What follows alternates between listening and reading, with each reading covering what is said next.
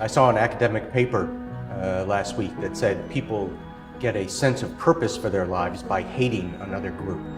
And we also know from academic studies that when we spend time with people who think like we do, we become more extreme in our views. And so I think the real message of this project is that there is no other, that we're all either one or we're not one.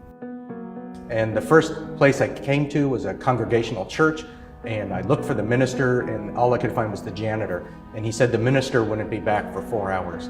And I said, oh, okay, God's put the janitor in front of me, not the minister. And at that point I realized that the project wasn't going to be about clergy. You know, a lot of people have said, oh, has this been a search for the perfect religion? And it's never been that. I still identify as Jewish. I'm very proud to be Jewish.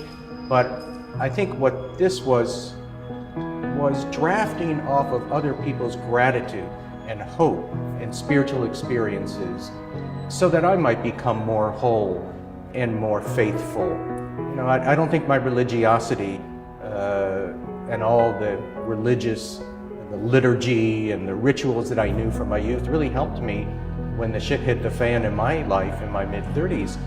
And this helped me develop a faith by drafting off of other people's stories of faith. It really made me more whole. You know, I like to tell the story of a psychiatrist in Boston once describing me as a young man who wasn't happy about much. And I can say that that's not true today. I feel grateful, I feel connected, I feel in service to others. And this project has really helped me become more whole and more grounded. It sounds strange to a lot of people, but my favorite portrait is of an atheist. And he's in Brazil. And he was actually my original producer for this project, the one that the photography teacher sent me to. But I interviewed him as a subject. And he says about his journey something that a lot of people probably can't handle, but is really profound and important for us to hear, which is he believes, as an atheist, that God didn't create us, but we created God. And he said, but that's okay, it's just a concept.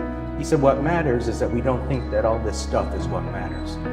And then he goes on to say this really beautiful thing. He said, now don't get me wrong, I don't mind having things, I just don't want things to have me. And I think, well, isn't that really the essence of it all? And so something that I've had to confront is that if I really believe we are all one, then that includes the atheist, the agnostic, the person who thinks all of this faith talk is nonsense.